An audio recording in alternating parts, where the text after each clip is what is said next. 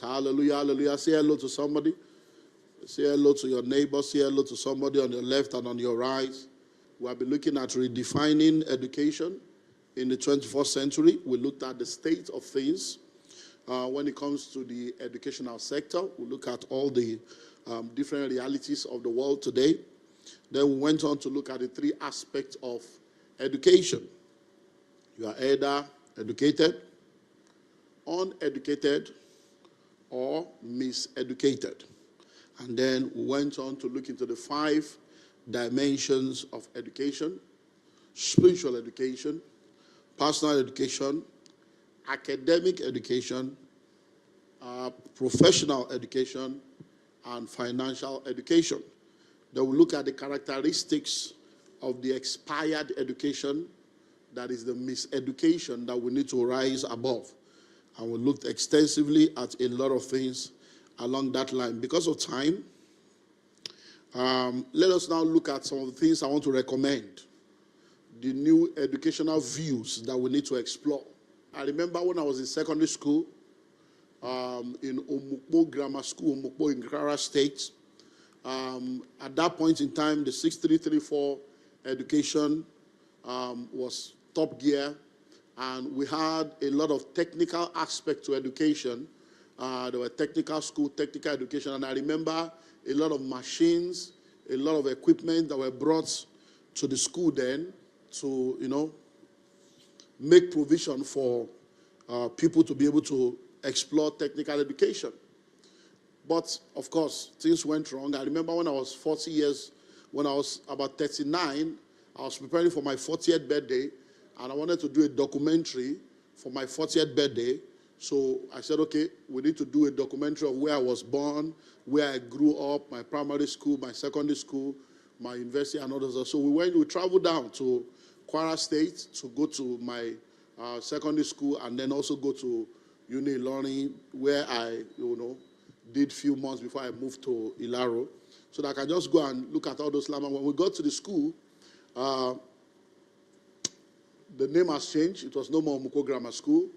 And then we went to those buildings where those machines were. And they were all just there, rotted away. Nothing was happening.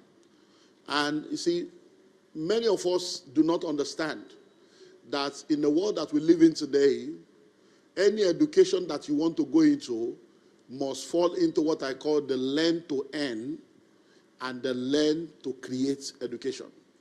Learn to earn and learn to create. So any education that you're going to do in the 21st century must be an education that by the time you are through with that education, you can begin to earn on your own without having to wait for somebody to give you a job.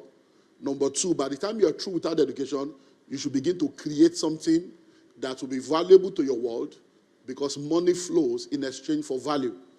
As it is today, many of us that have gone to school, we are not able to earn until we look for a job, and we're not able to create a job or create anything. We are only creating vacancy and creating scarcity and creating problem. So that means that there is a need for a change. So let's look at some of the education that I would like to explore for us to think about. Number 1, technical education. Technical education. Have you tried to build and you are looking for plumbers, or you are looking for tilers, or you are looking for electricians, iron work, and all kinds of landscaping work? Have you tried to get people to be able to do that? Even with the advent of solar panel installation and all this stuff, do you know the scarcity of labor in this field? So number 1 thing that we need to begin to look into in the new educational sphere is technical education. You see, think about it.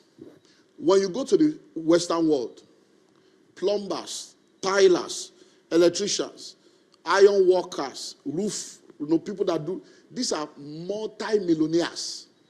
They didn't go to school as in academic education, but they went to school to learn electrical work. All they did was what I'm recommending to you. They have elementary school, compulsory primary education. And once they were done with that, they went to learn electrician and they get certified. And this guy get contracts in hundreds of thousands of dollars and pounds and euro all over the world. And yet you that went to school, nothing for you. So think about it.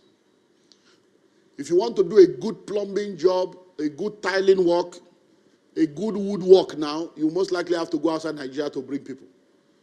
You have to go outside Nigeria. So the question is, what are they teaching them in Benin, in Benin Republic, in Togo? What are they teaching them in Ghana? What are they teaching them in all these other places that is making them to have the quality people when it comes to technical, need that we don't have? It's simply technical education.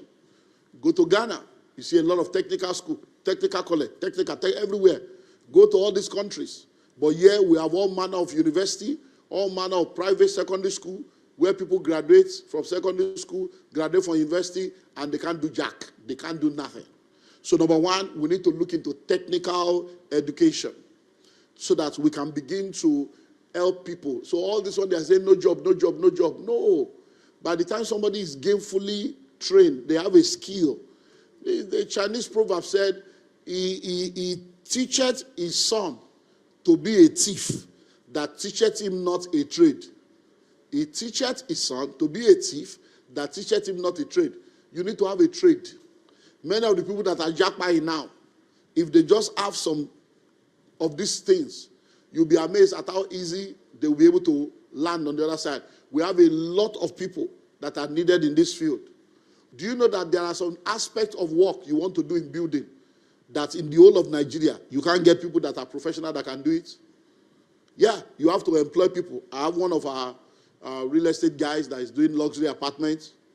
And I think, was it last year or early? Yeah, last year we had a discussion, went to some of his projects in Banana Island, we were discussing, and was lamenting about the dollar rates and all the things. Say, you know what, that COVID caused for, because the majority of the people in the site, they are all expatriates. I said, why? He said, there are not people in Nigeria that can do the kind of, how many building in Nigeria is up to the story building that is building? How many building?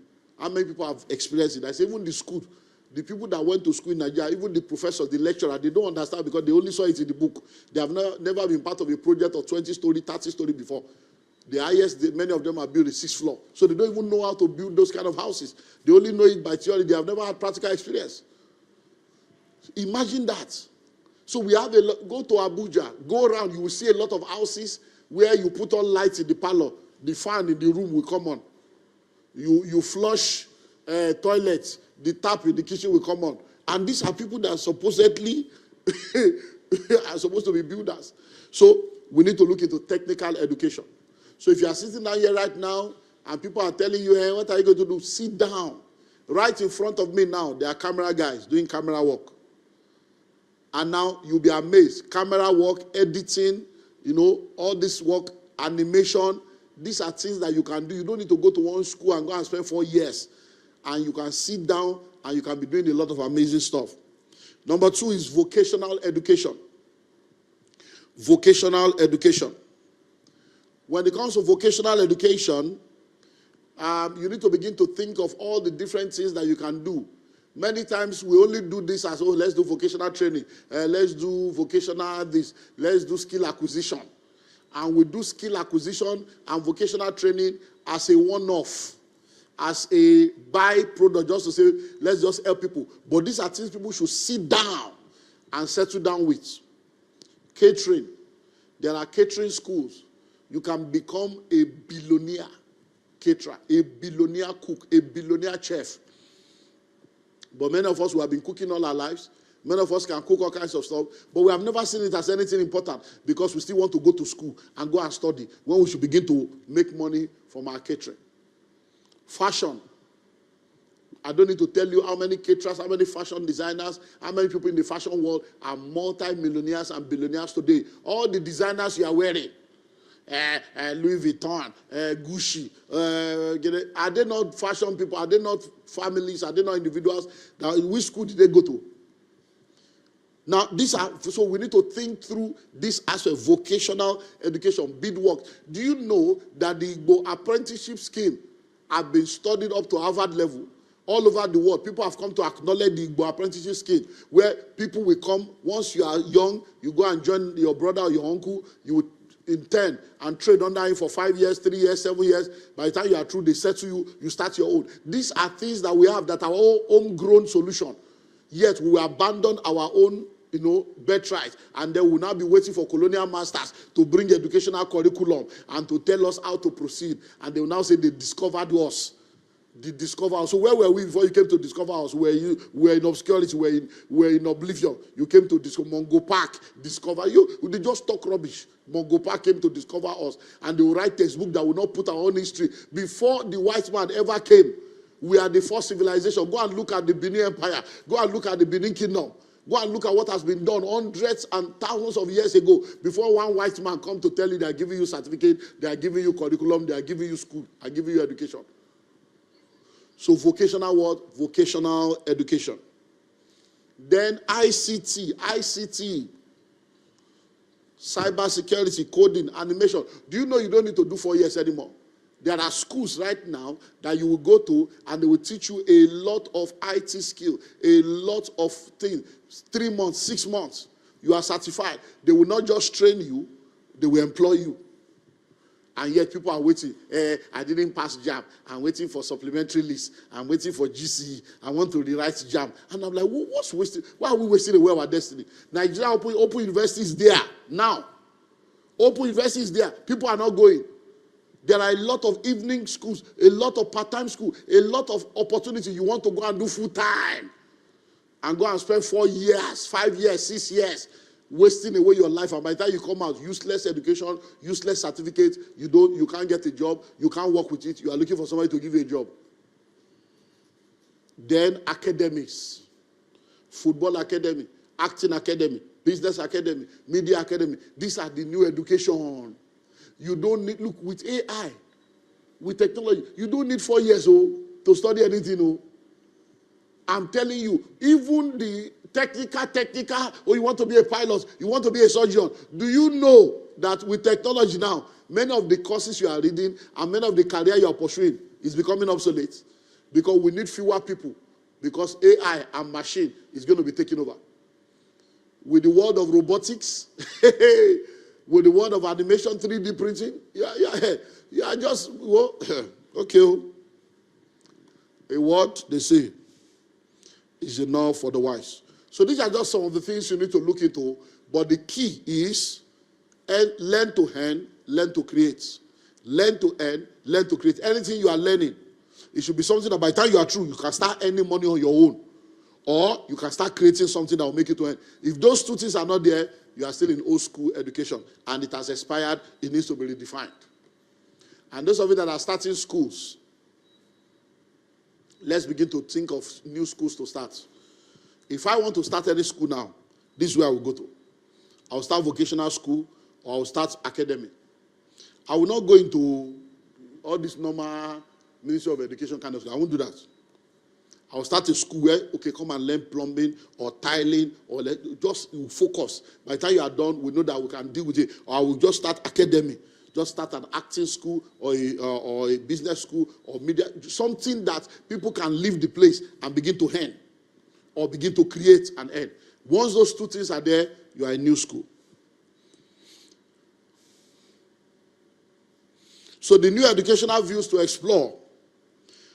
There are new viewpoints that matter going forward, and it's the way to go because, number one, it covers for all the errors of miseducation.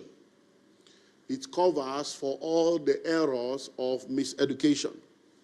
It covers for all the errors of miseducation. So we have looked at all kinds of stuff with reference to miseducation, but when you explore all this new education, it covers for that. Number two, it's a learn to earn education. It's what? A learn to earn. Think about it. I don't think. Primary school, 6 years. Secondary school, 6 years. That's 12. University, average, 5 years. That's 17. Youth service, 18. You say you want to do masters, 2 years, 20. So that means you spend an average of 17 years in the educational sector.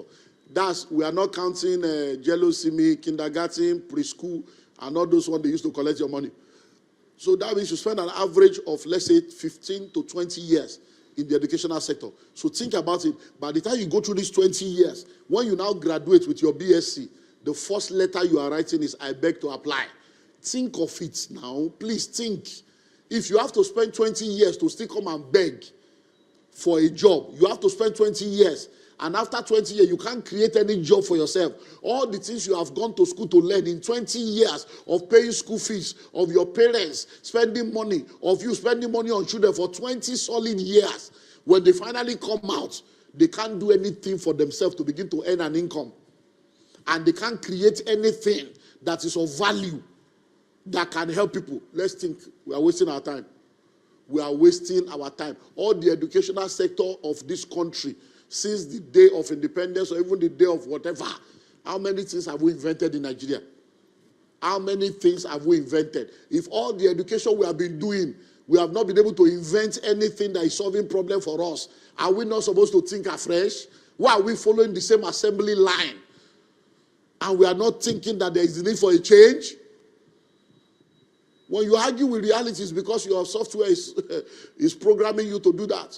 So it's called the learn to earn education. So it's learn to earn, learn to create. Learn to earn, learn to create. Number 3, it empowers you to be a job creator and not a job seeker.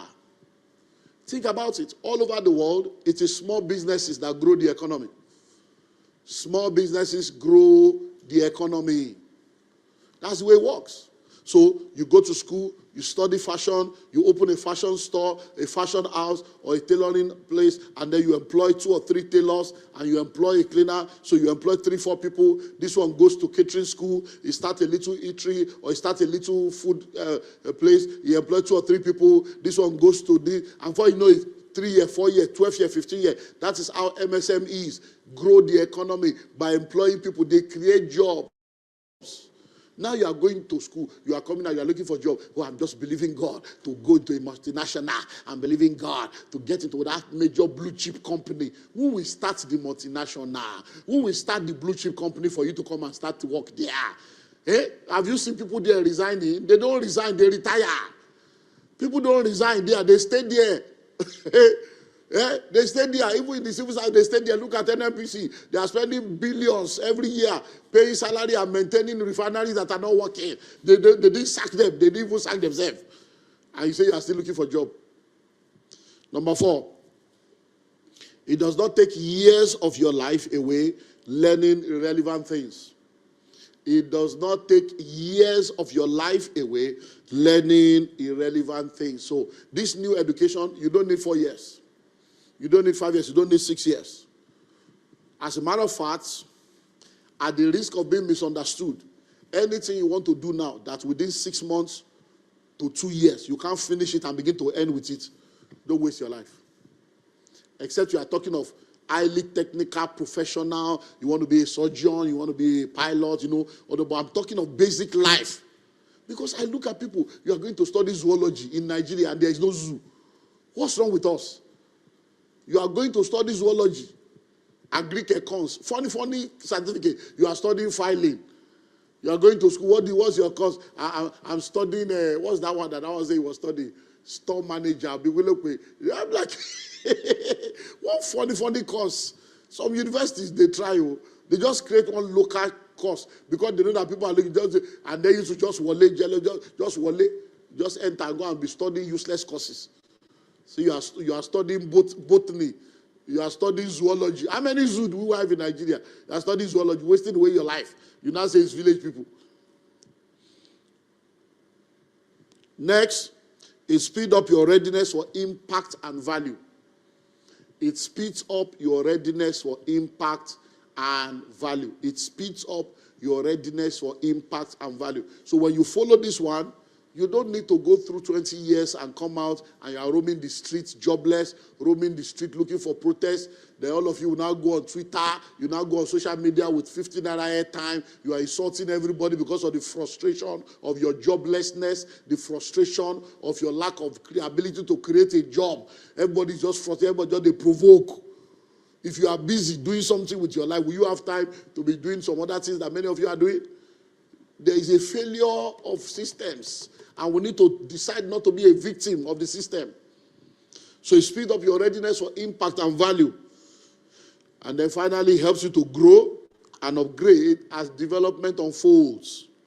So when you follow this path, as development unfolds, you are growing. As development unfolds, you are growing. It's just like the way your software upgrade, say, software upgrade now available. Before you know it, so when you are in this new education, you can be upgraded. Your software can be, but when you go through that old one, the software is analog. It can't be upgraded. We need to physically remove your brain, as remove the software and now install another one. It can't be automatic upgrade because the education you got is not that. There's no connection to upgrade. So that's why you need this new one, so that you can quickly know how to capture things and readjust your life. I will trust God that there will be testimonies on the other side. So, God bless you all.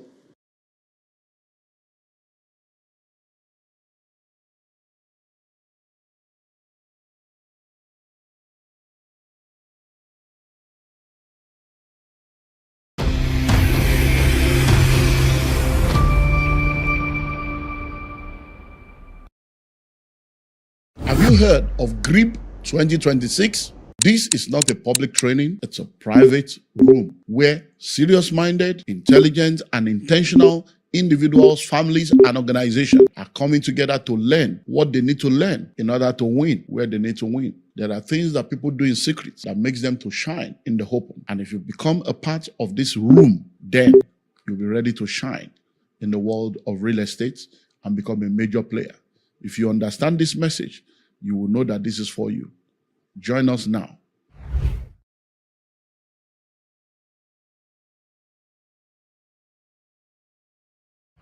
Hello, beautiful people. The word POUR is an acronym for passing over opportunities repeatedly. And I've said it over and over again. It is better to be prepared, waiting for opportunities, than for opportunities to come and meet you unprepared.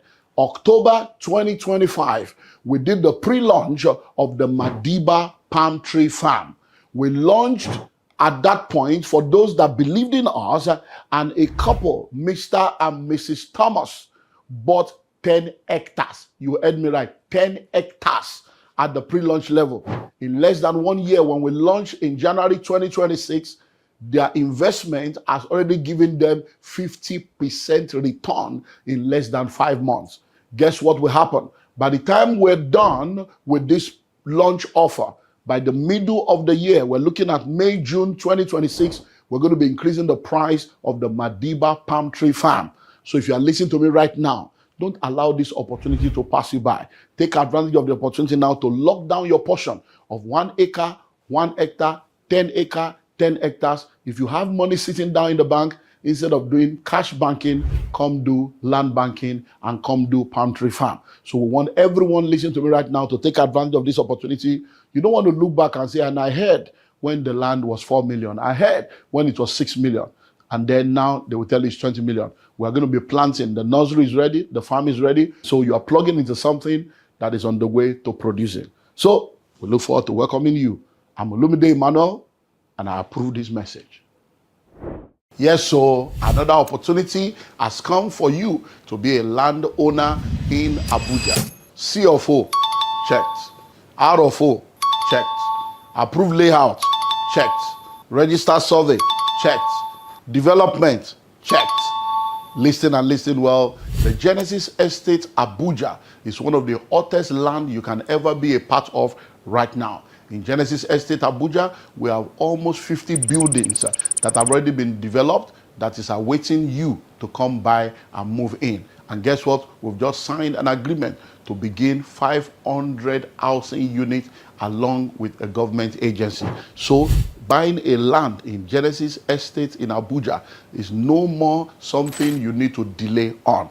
Genesis Estate is located behind Bingham University on the Yanya Kefi Express Road in Outer Balefi. All documents are intact, and with just 20 million naira, yes, you heard me right, with 20 million naira, you can own a plot of land within Genesis Estate.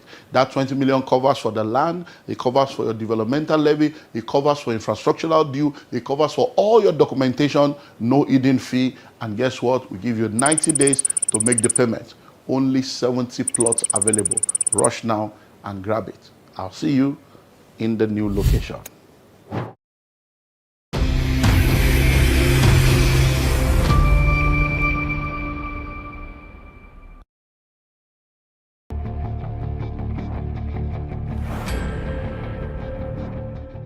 if marriage is a partnership, why does society treat it as a woman's biggest achievement? Welcome to the conversation nobody wants to have. I remain your host, Osam Precious. Now, a very big thank you to everyone who has watched all our episodes. And if you haven't, I don't know what you are doing. What are you waiting for? We cannot continue this podcast without giving a big shout out to our sponsor, CSTV, for giving us this amazing space to use, and for Public for keeping us refreshed with their delicious treats. Now, joining us today is Precious Ochaya, a seasoned media host who has sat across voices like Dr. Olumide Emmanuel, Mrs. Funke Adejumo. She is the host of Still Here podcast and an advocate for mental health. Convinced that every success begins in the mind. She's also an entrepreneur and a founder of Blinks and Strands Limited. We also have an amazing guest named Oyemeze Crown Noel. He's a digital growth strategist, real estate marketer, software SEO expert, and a gospel music minister passionate about influence and impact. He helps businesses, investors, and creators turn visibility into authority and revenue while using faith-based music and media to inspire transformation and purpose-driven success. Now, let's get into the conversation. You guys are welcome to this podcast. Welcome to Let's Get Real podcast. Thank you. Are you guys on a scale of 1 to 10? How excited are you guys? I'm excited though, because it's always a pleasure to sit at the other side of the conversation. Oh yeah, because you're an host. I love to sit at the other side of the conversation. Yeah. So I would say a solid 9.5. Okay, Mr. Crown, how excited are you? I would say I'm just glad to be here. I'm very glad to be here. Thank you for the opportunity. Okay, no problem. I'm also excited to have you and to host you guys. Now, let's enter the main topic, because this when I was going through Instagram and YouTube, there was this conversation that came out, and someone said that society has placed marriage as an achievement for women. That if a woman is successful, like she has her money, she has self-development, everything, but she's not married, they don't consider her as a successful woman. Now, my question to you, Precious, is why do you think marriage is framed this way for women? Okay, so I think is because of, will I say, revolution or evolution, in the sense that in past times, if a woman wasn't married, she is not viable, credible to say certain things in society. She's not credible enough to hold certain positions. In fact, she was not even able to hold any position. The only reason why a woman would matter was because of her husband. And I think shifting from that to now see women going out of their way to be something about themselves. We have a movement where people are not still changed, have not still fine-tuned themselves to that movement. So now you see that a woman can be everything that a man is, or a man can attain to be, which it's crazy to me. It's everything a human being should be. This man-woman stuff that keeps going. Or you see what a woman can aspire to be, everything a human being can be, which is what we are used to seeing only men be. Yeah. And then we still try to tie our value down to marriage and say, oh, it has to make sense that you have a man that is attached to you, or a man that is pushing you behind this thing. And also, on the flip side for women is that because women have become defensive, rightfully so, actually, because the society has treated women in several demeaning ways, and women have a voice. But the problem is very, very, very, very, the chances of now being extreme or overboard or being extremely defensive is where the flip side is for a woman. So because of that, even if a woman wants to get married, she loves the institution of marriage, she feels like she has to intentionally go against that institution of marriage because it's what they've told her she has to do. So you now see a woman intentionally working against marriage, even if it is what she wanted. So I think it's because there's no balance for both the female and the male gender. So one is saying, we don't know you like this. A man has to be attached to you. The other one is saying, I want to be myself, and I'm not going to marry because society wants me to marry, not because. So everybody is just being defensive and fighting a battle. And I think if everybody just sits down and realize that we can balance this thing out, and everybody can live peacefully. Okay, so Mr. Crown, the question now is, do you think society places the same value on marriage for men as it does for women? or is marriage seen as less of an achievement for men? And why do you think that is? Oh, all right. Okay. I'd like to say, for anybody, marriage is not an achievement for anybody. I think I like to see marriage as a decision one must come to make. You must come to that point where you feel like, okay, I've gotten this far and I feel like I want to now settle down and build something. Yeah. Because according to scripture, one, what an individual can chase. Scripture says one will chase 1,000 So and chase two 10,000. 10,000. Do you understand? So I believe that when it comes to marriage, we don't have to make it as an achievement, because when you do, it's like putting marriage as you are putting marriage as, will I say, a prerequisite for a particular view. What I mean is that in the world we are today, there is a particular standard that has been set. There is a particular threshold every individual has to meet for you to be seen in a certain light. So if you put marriage in that... Have you heard of GRIP 2026? This is not a public training, it's a private room where serious-minded, intelligent, and intentional individuals, families, and organizations are coming together to learn what they need to learn in order to win where they need to win. There are things that people do in secret that makes them to shine in the open. And if you become a part of this room, then you'll be ready to shine in the world of real estate and become a major player. If you understand this message, you will know that this is for you. Join us now.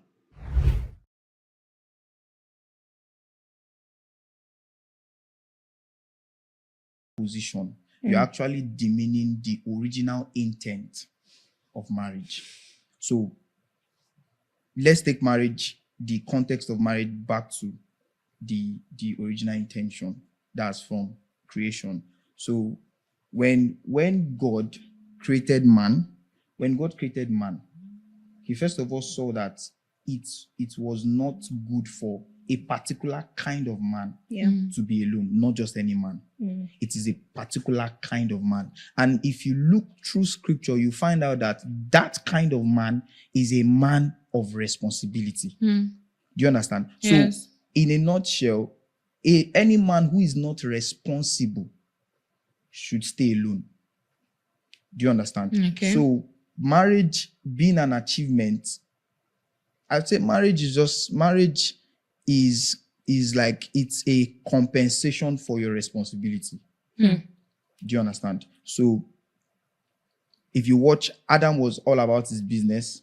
There was never a time it was recorded in scripture that Adam told God that he was alone or he wanted a wife. God saw that the way this guy is driving, he needs Someone not to be alone. So let me make for him a helpmate. Do you understand? So when Adam came and he saw that, okay, God, you decided to give me someone who will help me. So remember, marriage did not distract Adam from his primary assignment. It just restructured his focus. Do you understand? So marriage for man is not an achievement. Same thing, marriage for women is not an achievement. Marriage is just like a byproduct of your responsibility. When you come to that stage where you see that, okay, I think I'm responsible enough to settle down with someone, then you are good to go. So before you continue, I think, this is an angle to look at it for you to say that marriage is a compensation. But I strongly do not agree with saying that marriage is not an achievement. And I don't say it as a marriage obsessed kind of person.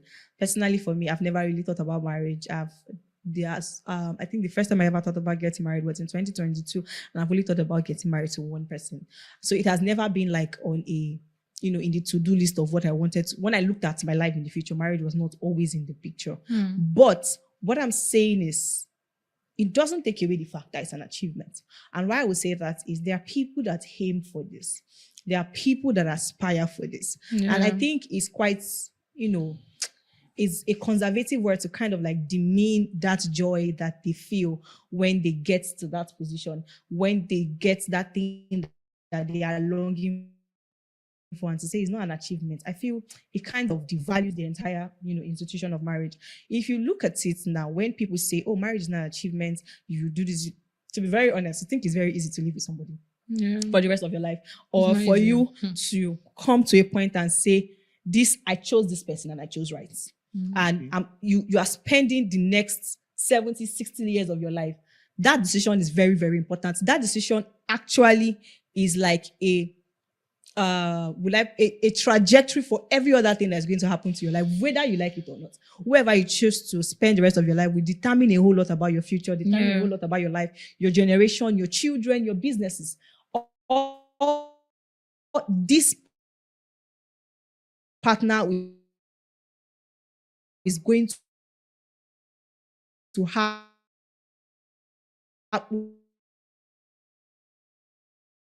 whether you like it, have a say and you're finding every single possible enough, because like you said, is a sense of compensation for responsibility. So I have gotten to a point where I am responsible enough, which is an achievement that you are even responsible enough. And I found another person who is responsible enough. And together, we are now focused on a bigger responsibility. So if you think about it from that aspect, you realize it's actually an achievement for those that you might not want to be married. You might want to be a billionaire. You want to chase money, or you don't even just care about it. But when you reach that apex of your career or your business, you consider that an achievement. But there are people that honestly, they feel like their purpose is in marriage. They feel they are supposed to train children.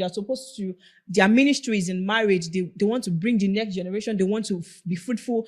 When they do that, you can't say that they've not reached the apex of their own career too. So I think it should not be a generalized term and say, oh, it's not an achievement or it's an achievement. Just my own opinion. Because the reason why I asked again, because I think wasn't it last year when they did Hallelujah Challenge, and the amount of people that attacked women that wore wedding dress as their dress like your miracle, they're like, why are they obsessing over marriage? Why are they obsessing over getting married?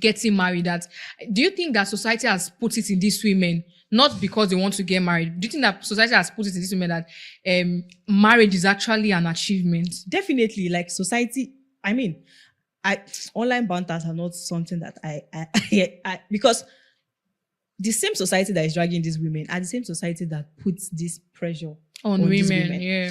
And like I said, we have feminists that have come out and they are now moving towards being extreme. And the reason why is because society has shut them up for too long and they feel like they have to revolt against authority. And we have now moved away from what actual feminism is about. I'm a feminist. Feminist means that equal opportunity for everybody. Yeah. I should be able to do what a man can do without you looking at me. I should be able to have equal opportunities in life, in career, in anything without you second guessing my position because I'm a woman. That's what feminism is. Okay. But now there are women that have now moved to the extreme, and I can't blame them for moving to the extreme. They have moved to the extreme because society have constantly pushed them and trampled on them over and over and over again, and they feel like the only thing that society is going to listen to is revolting. So now the society has put a pressure on women that, oh, you have to be married. And I spoke about it when I started because it was what we were used to. You have to be married for you to have value. You have to be married. That's why you see people are saying that you are 30, I'm 30, and time is going. Who said so? Who put a time frame to it? Like, why are you so concerned about about being old? And they say, oh, women have a biological clock. To be very honest, I don't believe in that train of thought. I don't align with it. Okay. You are not ready until you are ready. You are not. If you are focused on, personally for me, like I said, I've only thought about getting married to somebody, and for me to get married to that point was because I saw something and you're able to convince me that I should be in this institution and I should do it with you. But minus that, I am a person of purpose. I'm a person of alignment. I know exactly where I'm going. So until I see that you and I are aligned, or you align with my purpose and I align with your purpose, I don't feel the rush to get married. Like, okay. I feel like I am living my life. I am developing myself. If I had gotten married 2-3 years ago, it would have probably been a disaster. There's so much I know about myself now that if I had been oh my God, it's like, oh my God, there's so much about myself. My frontal lobe has never developed yet. So like there's so many things I'm still learning about myself. So I think if people focus more, like you said, on yourself and focus on what you can be for yourself, the responsibilities that you can do for yourself, and marriage is going to come. I think the right people are focused on finding the right person and they are not being the right person. So back to your question about women, I think, yes, I agree. So many of these women are not even ready. They just want to do it for societal pressure. But just some women that genuinely don't want to marry.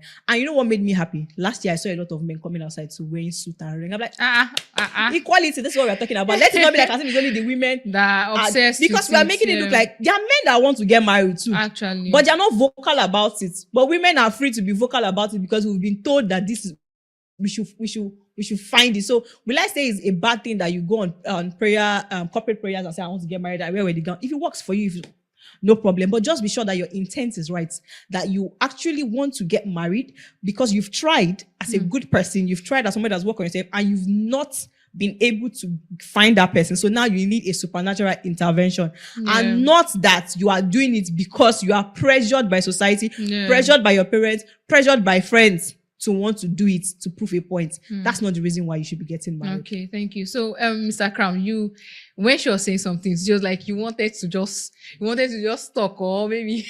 So, what do you have to say?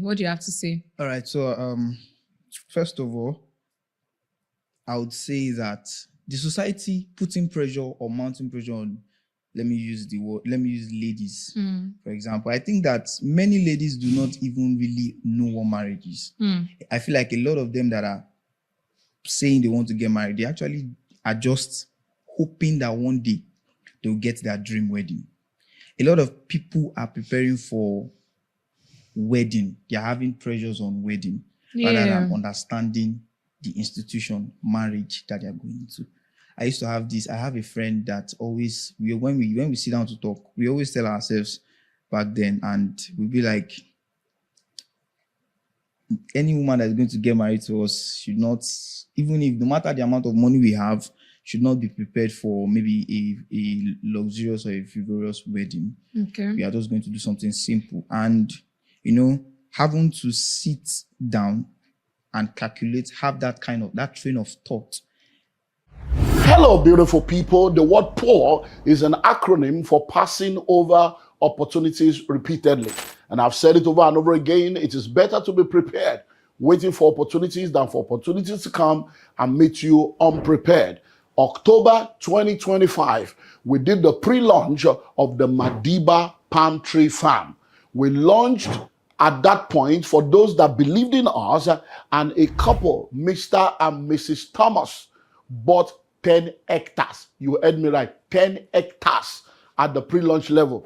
In less than 1 year, when we launched in January 2026, their investment has already given them 50% return in less than 5 months. Guess what will happen? By the time we're done with this launch offer, by the middle of the year, we're looking at May, June 2026, we're going to be increasing the price of the Madiba Palm Tree Farm. So if you are listening to me right now, don't allow this opportunity to pass you by. Take advantage of the opportunity now to lock down your portion of 1 acre, 1 hectare, 10 acre, 10 hectares. If you have money sitting down in the bank, instead of doing cash banking, come do land banking and come do palm tree farm. So we want everyone listening to me right now to take advantage of this opportunity. You don't want to look back and say, and I heard when the land was 4 million. I heard when it was 6 million.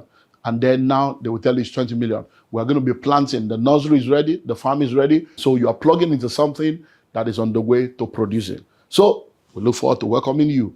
I'm Olumide Emmanuel, and I approve this message. At this my age now, I've come to realize that marriage itself is a long time commitment.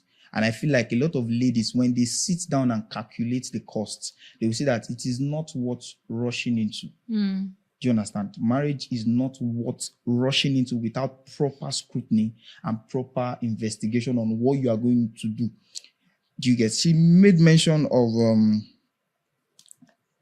I'm trying to remember what she said, but it was around women who sees marriage as an achievement. Now, why I said marriage is not an achievement for anybody is because an achievement is like a goal.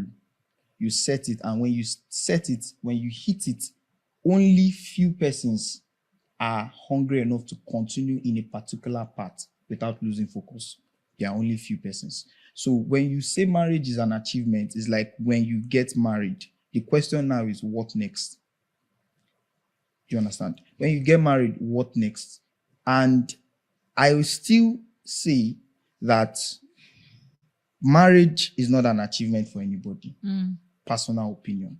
When you get married, when you set marriage as an achievement for yourself, that's for you.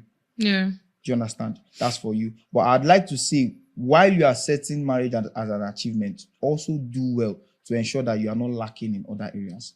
Because when the right person comes, it's best that person meets you prepared. Do you understand? There are some women out there and there are some men out there that they are not looking for partners. They are not looking for husbands. They are not looking for wives. They are looking for people who will manage them. Do you understand? Yeah. And when you are preparing for marriage, there are a lot of I've not been married before, so I cannot speak as an authority. I would just say from experience of other people, I would say it's best if you meet average ladies that married when they were young, if you ask them a question, if you have the opportunity to wind back time, would you have made this decision that you made? And a lot of them will tell you, no.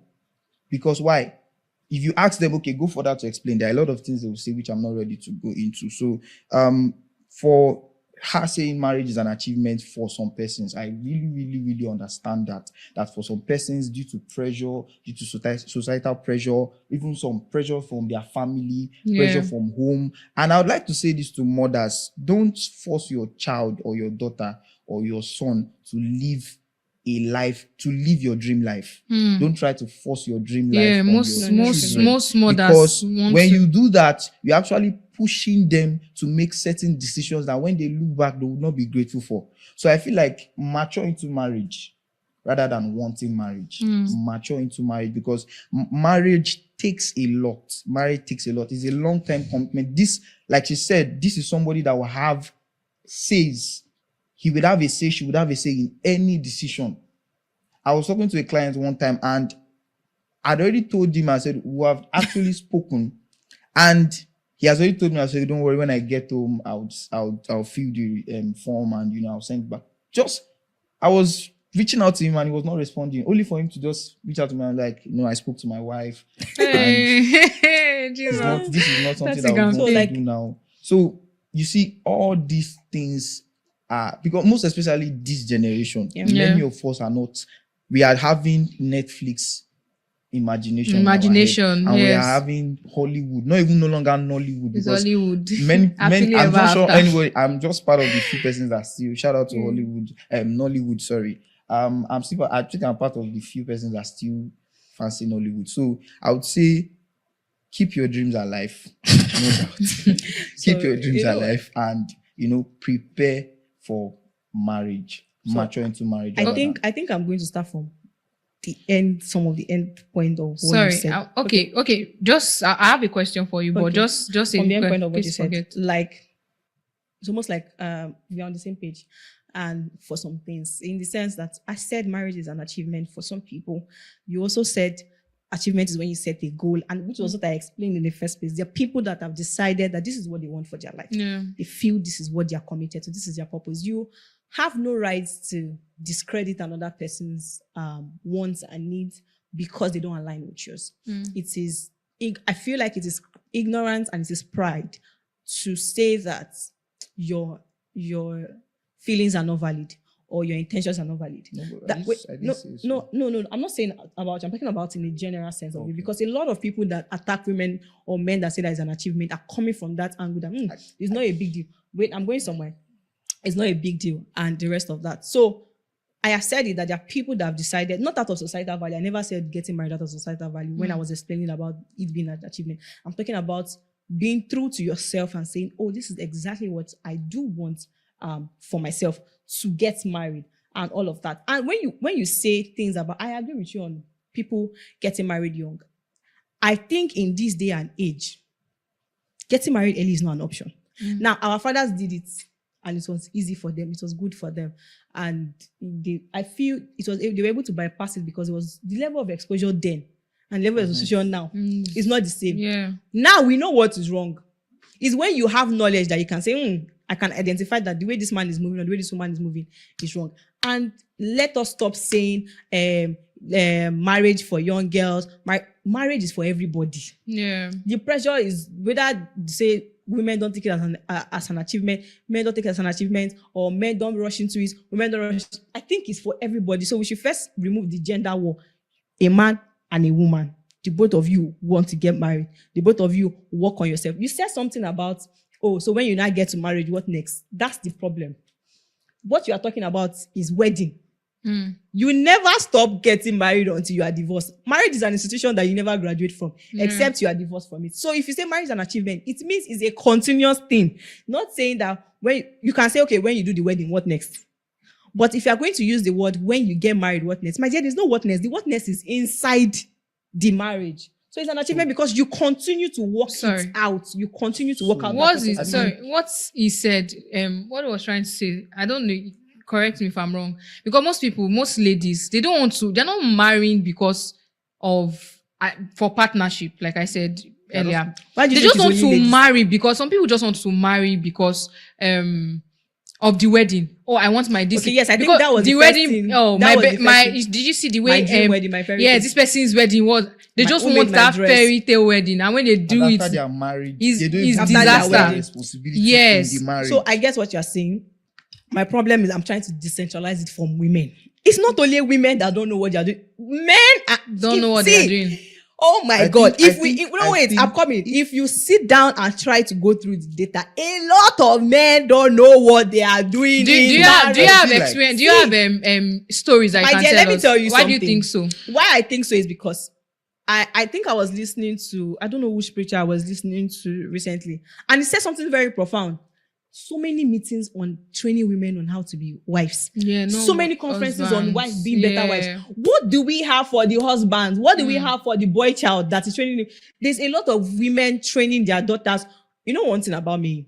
I love my parents so much because there's so many things that they do not do. And when I go outside and I see them, I'm like, because I remember I was staying with some people for a while, and before I drink water and drop cup, is this how you do your husband's house? Oh, I'm a fashion designer. I came back from work. I'm tired. I want to sleep. You say, you're tired. If you have husband, is this what you do? Everything was so marriage centric. And I was like, no, we don't do that over here where I'm coming from. So I'm grateful to God that I did not have that experience. But what I'm saying is, why I made that statement is because there are so many ladies that are already being groomed for marriage from their home. Yeah. Nobody is grooming the man. So now the problem now is they should focus on men more now. On both. So if you're going to make a statement about people don't know what you're doing in marriage, I agree, but don't say women. Because statistically, women know more what they're supposed to do than men. So I would like to come from the angle of single parenting. Okay. So the reason why I feel like the society focuses more on women is because men, right from you being a child, there is a sense of responsibility that has been inculcated into you. What kind of responsibility? Now, if you can help me. I'm going somewhere. So, for example, I don't know where I saw this scenario, but I think I've seen it, where a young boy was with his elder sister, and so they were coming back from school. So immediately they got, like, I don't know if I was passing or maybe it happened in my area or something like that, but I know that the first thing when the mother came, there was like a little conflict between the elder sister and someone else. And the opposite person was like a guy. Do you understand? And the mother didn't go straight to the guy, to the elder sister. He went straight to the younger brother, who is of age to some extent, that can defend the younger sister from that opposite guy. Now, so the mother went straight to the boy and was like, you two, what were you doing? Couldn't you see that this guy was in? Now, I'm not saying this to say that women the sense of responsibility has not been inculcated into the women from their childhood. I'm only saying that a man has been taught to fight right from his young age. Same thing with a woman, just that men, most times, there is this pressure of responsibility that a man carries even as a child. Yes, there's a pressure of responsibility. You can see a family and you see that the treatment women get most times is so special, different from what a man gets. So, for example, give example. I like to give example. Because Osho is about to attack you now. Give example. I would like to give example. Now, I'm not talking about, there are some persons that the way they were brought up, they did not have some parents don't have good orientation. So from my side, you see fathers and mothers. Yeah. They treat the ladies in a more fragile way. Mm-hmm. And this gives men a psychological orientation that women are to be treated and to be protected. So already the boy child is growing up with that sense of responsibility that a woman needs to be protected, provided for. He cannot stand and... Yes, so another opportunity has come for you to be a landowner in Abuja. C of O, checked. R of O, checked. Approved layout, checked. Register survey, checked. Development, checked. Listen and listen well. The Genesis Estate Abuja is one of the hottest land you can ever be a part of right now. In Genesis Estate Abuja, we have almost 50 buildings that have already been developed that is awaiting you to come by and move in. And guess what? We've just signed an agreement to begin 500 housing units along with a government agency. So buying a land in Genesis Estate in Abuja is no more something you need to delay on. Genesis Estate is located behind Bingham University on the Yanya Kefi Express Road in Outer Balefi. All documents are intact, and with just 20 million naira, yes, you heard me right, with 20 million naira, you can own a plot of land within Genesis Estate. That 20 million covers for the land, it covers for your developmental levy, it covers for infrastructural due, it covers for all your documentation, no hidden fee, and guess what? We give you 90 days to make the payment. Only 70 plots available. Rush now and grab it. I'll see you in the new location. See something go wrong with his sibling, his sister, who is a girl. Do you understand? And I'm not saying that women also, they have their own responsibility, but all I'm saying is that a man they start training you to be. A woman cannot start cooking at the age of 3, 4. I'm not saying there are no women that do it, but I'm only saying that from they used to say this, they used to say in Nigeria that I don't know if it's Nigeria, but I've said it once or twice or maybe multiple times that if you are a guy, if you're a man and they give it to you in Nigeria,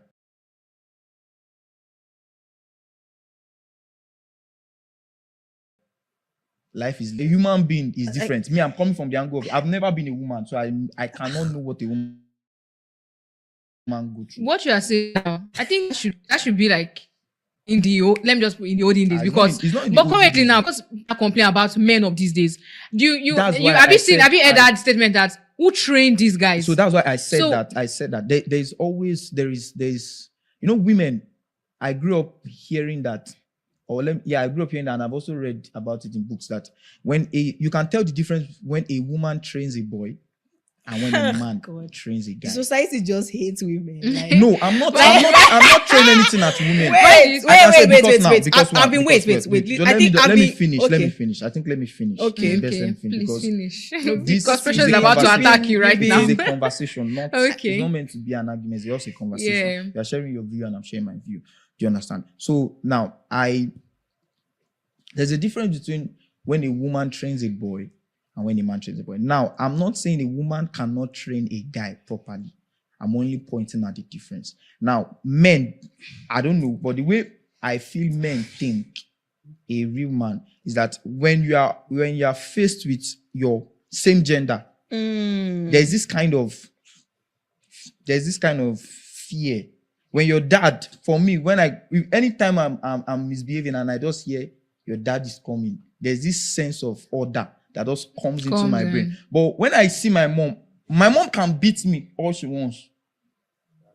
But I still have there's this still manly nature in me, even when I was growing up, that I am, just beat. But when my dad, your dad don't even need to beat he does not even need to beat me. He just call my name. Yeah, and the next thing is that I can just start arranging the house. Yeah. Simply because of a man spoke. Now there are women that are also they've groomed themselves into that same nature, that when they speak to their boys.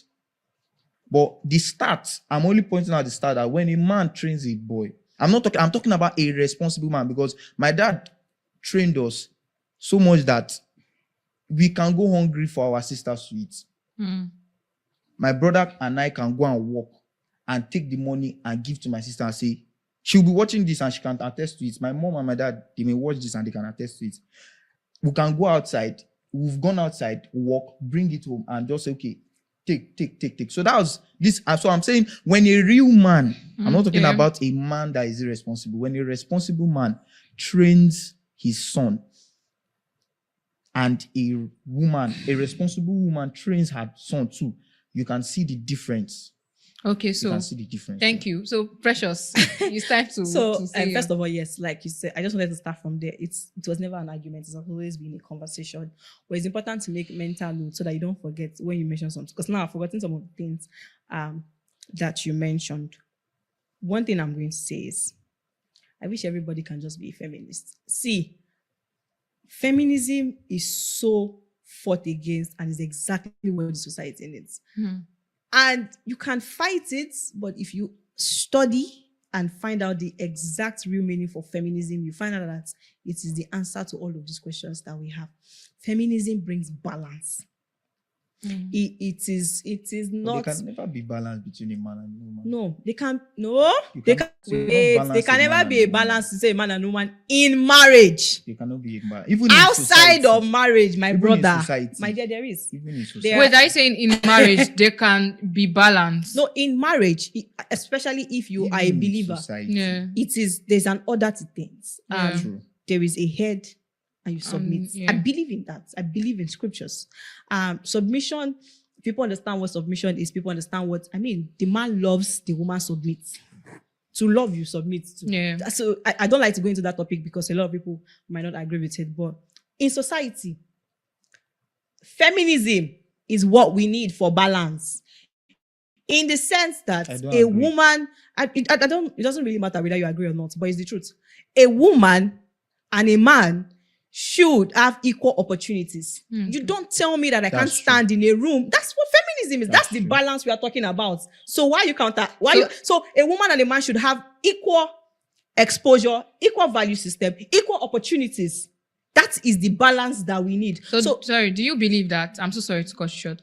Do you believe that what a man can do, a woman can do better? Why do we want to do what a man do better? Why can't a man do and a woman do? Why does it have to be a constant competition between both genders? That's why I keep saying feminism is what we need. Feminism is what bridges that gap, not what we now see what feminism is. Feminism is saying that I run my race, you run your race, you're a man, I'm a woman. And we are moving forward in career. Feminism means that outside of my husband's house, a man should not tell me that I shouldn't speak to him because he's a man. And what even annoys me the most is when you now say, because I'm a married man, go and collect respect from your wife at home. It's none of my business. If you're married, if we are outside of we have a job to do, it means we have a job to do. If I'm your superior, I'm a woman, you submit under the superior as a woman. And all of these things that you are saying about, groomed by men have been groomed, responsibility, kinikon. Marriage is not only about responsibility, and that's where everything is lacking. Okay. Women is not only about cooking. That's where everything is lacking. Okay. Balance is what we need. So what balance? So now, a woman, the society has changed. You cannot just say that you're just a woman and you're cooking. You don't have any other That's thing. my second question for you, because most men, some people say that men, they say I can't marry a girl that can't cook. I cannot marry a woman that cannot cater for. Do you think that is a requirement? No, for I feel marriage? like no, because we're still on the points that I'm making. Okay. You can't marry a woman that can't cook. That is very fine. Marry a woman that can cook. If me personally, I cook very well. I don't enjoy it. I cook most times when I cook, I don't even eat it because I don't, after cooking, I just don't see the joy in eating it. I enjoy creating and seeing something come, but eating it after, I don't just have the appetite. It could take me a while to eat it.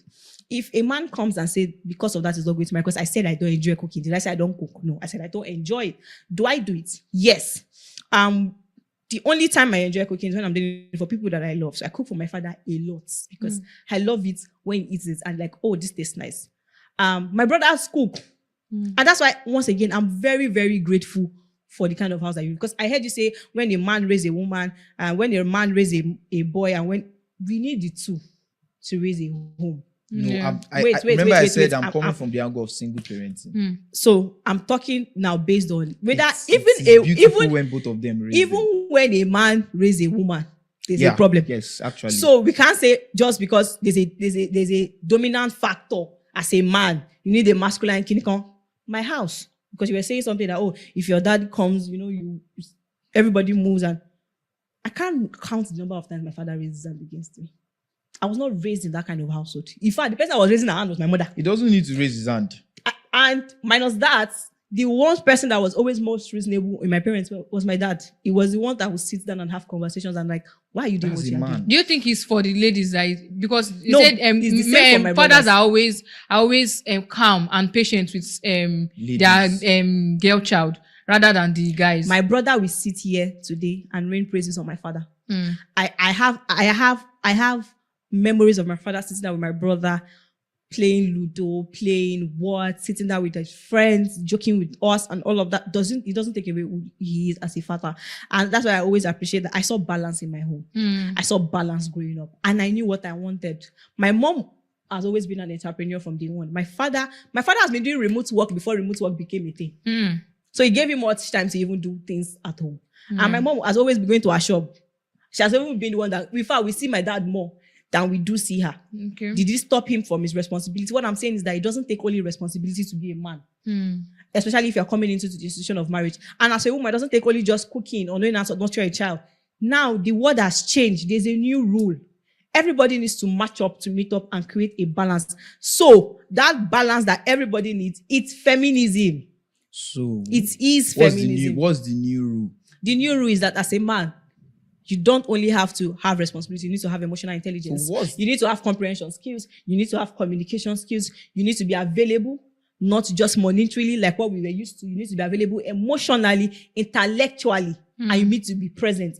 As a woman, it has gone beyond just cooking. It has gone beyond just cleaning the house. You need to be able to assist. You need to be able to help your husband with responsibilities in the house. You need to be able to help your husband with expenses in the house. You need to be able to create a mental note for your children, for them to see that a woman can dare to dream and be big. You need to let your girl child know, your boy child know that a woman can go outside and dominate. A woman can go outside and whatever it is that she wants, she can take it. So now you are not just hiding under the cover of your husband. You are a full person before your husband. Your husband is a full person before you. Coming together, you guys are a whole. So it's no longer about cooking or responsibility. Now everybody now has to add extra responsibility. Mr. Crown, take I would the like to say that this thing you are saying is not even actually new.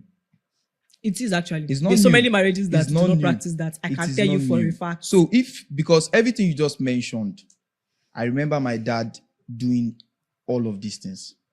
But you know, And that's not just my dad, everybody's- not that's just my dad. everybody's Now, reality. the same thing you are mentioning now that you are saying is not everybody. Even for the fact that you are saying that the whole narrative has changed, there are still a lot of families that would not experience this thing that you are saying. Because you're trying to say that because of in this our generation, we are redefining certain things that has been trying to tush it or trying to maybe make it look No, we are just good. we are just We are trying to updating make it look good. Or there is nothing. Mention 5 things that we have updated. a lot, my dear. Mention 5. Women now work. Hope you know that women were not working Women before. work. My auntie has They been were working. working. Have you heard of GRIB 2026? This is not a public training, it's a private room where serious-minded, intelligent, and intentional individuals, families, and organizations are coming together to learn what they need to learn in order to win where they need to win. There are things that people do in secret that makes them to shine in the open. And if you become a part of this room, then you'll be ready to shine in the world of real estate and become a major player. If you understand this message, you will know that this is for you. Join us now.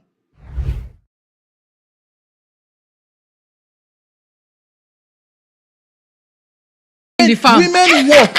Women work. My Do dear, you get me? Do you know that women work. now get education? Do you know it wasn't like Women that before? get education. No, Women get education. no, please. Women get I don't education. argue My based aunties, on facts. I'm not talking about your aunties. my They're talking aunties have about been the past educated. time. Revolution No, has started from our what parents, I'm our telling parents' you. generation. Okay. Ask your grandmother, your great grandmother, if she got education. So that means what I'm trying to redefining show it. you. What I'm trying to show you that this generation is not redefine anything that our fathers.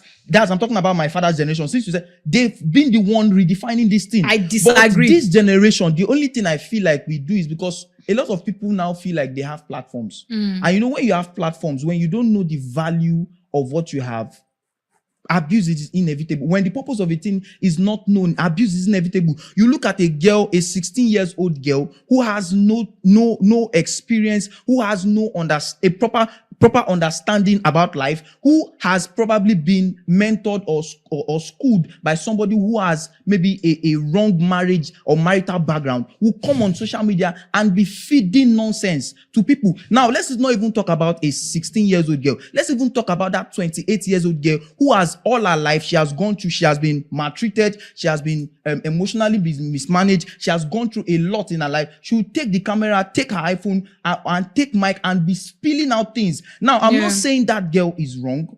I'm not saying that girl is bad. Sorry. All I'm just saying is that because we should not give meaning to things based on our personal experience. No, you are saying that a lot of families are not experiencing this thing. I can tell you that even in the days of my dad, there are women that don't work and there are women that work. So let me tell you something. You said something, number one, which is what I keep saying. Can we decentralize from a 28 years old? Decentralization has been this feminism that we are just dragging. There are 35 years old men that are spilling rubbish on the internet. True. My problem is your train of thought. You keep focusing on the women. No, I'm not focusing on the women. When you want to maybe say, it's just giving example. No, that's a wrong example. So, and that is where let me finish. I didn't cut you. Let me finish. Let me finish what I'm saying. There are 35 years old men that are also spilling rubbish on the internet. So if I want to say that statement that you say, what I would say is, you can see a 28-year-old youth saying so. Why does it have to be a 28-year-old girl? Why can't it be a 28-year-old? Wait, let me finish. That's the problem with our society. There are so many. There is a problem. There's so many subtle, misogynistic statements that we pass here and there. We chip it in and we try to lap it so that it doesn't look the same. Now you are telling me that our father's generations were the ones that started. No, when I started this conversation, I said we are in a revolution. We are in an evolution. Things are changing. Yeah. Do you know the problem with life right now? The world is, if it's not gender war, it's generation war. I don't know when we started to merge generation against generation. What we need to know that there's a new rule. There's a revolution. There's a transition. Things are changing. When did it start? A long time ago. But those people who started, were they vocal? No, I think our generation is more They were vocal. No, they were vocal. Just that social media amplified a lot of voices. See, these people have now been I feel like they are more. more. So when I'm This saying generation was more vocal than we are more vocal. We are more vocal. We are not more vocal. Why do you say they are not? We are not more vocal because the only reason why it seemed as though we were more vocal was because of social media was introduced, and social media gave a lot of people platforms who did not have the platform to speak. You have a great point. That's a you have a great point. Because our fathers have been spilling out this, even on national TV. If you trace back to national TV's podcasts like this, there were men who. Our fathers even went as far as creating foundations for women. See, they are more Creating vocal. foundations for men. Wait. It's not only about social media being a leveler of. I understand that. Social media has amplified so many voices, but I truly believe we are more vocal because why? We are just being let me explain. more inexperience and sometimes let me more explain. insensitive. Most of the time, our parents were very inexperienced. Nobody knew exactly what they were doing. Everybody was still going out of the Same gate. thing, we know, So, still know. We don't so still I know don't know what why we're people doing. shame people about certain things. That's always been. People figure it out. Nobody has done life before. We're all just doing life right now. I believe we are more vocal because in this generation, we have more people that are confident in their skin, people that are confident. And yes, it came from social media, but minus social media, it came from exposure. Now, you spoke about Nollywood and Hollywood. There are so many things that our mind now sees. And it's like, okay, this is not okay. This is what we are used to, but this shouldn't be what it should have been because we have now exposed our mind. Our parents were able to fund some certain educations that made us to relate with people, that changed the way we think, changed our thought process. Because if you see, to have a good education is an head start. Apostle was saying something, say you might never meet up with somebody that has a good head start in life. And it's true, because your mind is exposed to a lot. So our mothers were not vocal. They talked within themselves. Okay. Not all of them were confident. Now, there's a number of them that were confident enough to talk, but not all of them. There were few of them that could come outside. And those ones that could come outside to say that were even shamed by society for it. So yes, they worked for us to fly. But I'm saying right now that right now, there's now a much more vocal, there's now a much more audience that wants to listen to what you're saying, that agrees with what you're saying. But then when they were saying these things, it sounded strange because when you are bringing something new, something that is a change that people are not used to, obviously they revolt against it. So our mothers that were able to talk about it, the others were able to just discuss it among themselves or transfer the anger and frustration that they felt on their children. So instead of vocalizing like, oh, I think I want more. I think I have a plan. Oh, this is what I wanted to do with my life. I have a dream and all of that. Their mothers told them that you just have to raise children. Somebody has to stay at home and it has to be you. Do you get what I'm saying? So they were not able to talk out of fear of stigmatization, out of fear of being shut down. But now, nobody cares. Because if you drag me today, in the next 24 hours, 72 hours, you are going to drag somebody else. Yeah. But I've said my mind. I've said my opinion. You agree, you don't agree, no problem. But the more people come on this topic, so we are saying what I'm fighting for and what I've been saying from the beginning of this is there should be a balance. Let us be a leveling ground. Let's decentralize from women. This is the reason why the women are the ones that are even doing good. And most of these men in this so-called marriage thing that we are saying, because we are focusing so much. Like you said, who is raising these men? We are not even paying attention. Feminism focuses on the male child too. That's what people don't know. We are saying there's a balance, meaning I respect you enough to say I deserve this and to say that you deserve that. Feminism is saying that I don't demean you, you don't demean me. I don't bring you down, you don't bring me down. So if you look at it, it is for the benefit of both. But now we now have misandrist and misogyny that is now trying to change the narrative of what feminism should have been about. So balance. Decentralize from women, leave women alone. Focus on everybody. So I would like to say that Mr. I would like to say that I think women they've not sat down to know their power. This generation women. They've not sat down to know their power. Hope you know that men go through wars. Than women. Not than women. Men, I mean, not than women. I'm not comparing. I'm not bringing it. I'm just saying men also go through wars.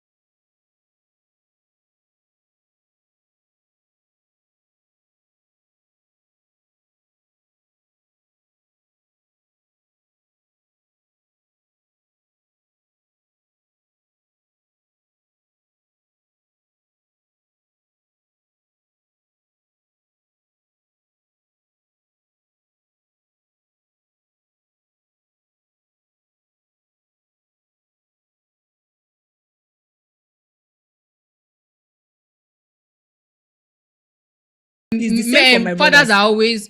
are always calm and patient with Ladies. their girl child rather than the guys. My brother will sit here today and rain praises on my father. Mm. I have memories of my father sitting down with my brother, playing Ludo, playing what, sitting down with his friends, joking with us, and all of that. It doesn't take away who he is as a father. And that's why I always appreciate that. I saw balance in my home. I saw balance growing up, and I knew what I wanted. My mom has always been an entrepreneur from day one. My father has been doing remote work before remote work became a thing. So it gave him much time to even do things at home. And my mom has always been going to her shop. She has even been the one that, in fact, we see my dad more than we do see her.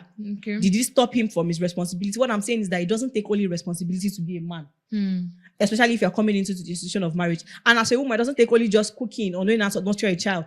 Now, the world has changed. There's a new rule. Everybody needs to match up, to meet up, and create a balance. So, that balance that everybody needs, it's feminism. So It is feminism. What's the new rule? The new rule is that as a man, you don't only have to have responsibility, you need to have emotional intelligence. So you need to have comprehension skills. You need to have communication skills. You need to be available, not just monetarily like what we were used to. You need to be available emotionally, intellectually, and you need to be present.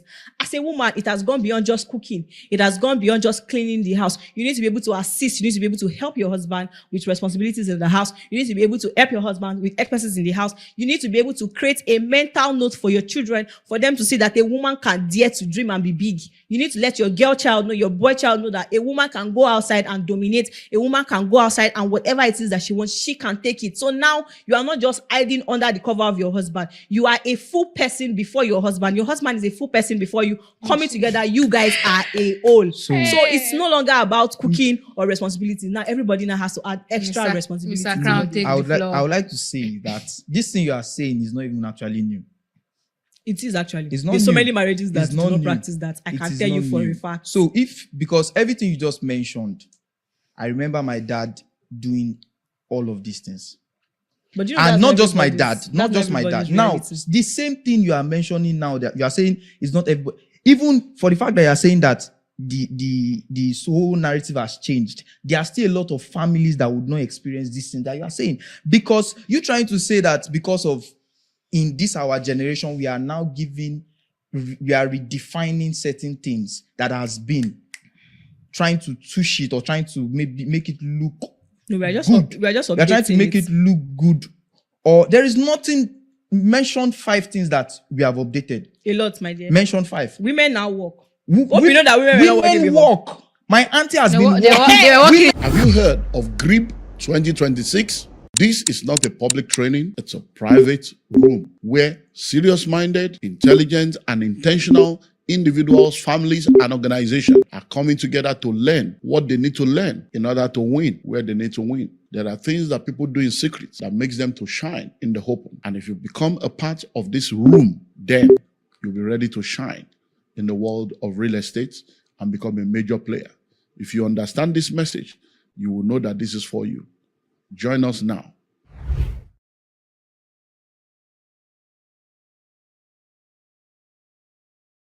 The farm. Women work.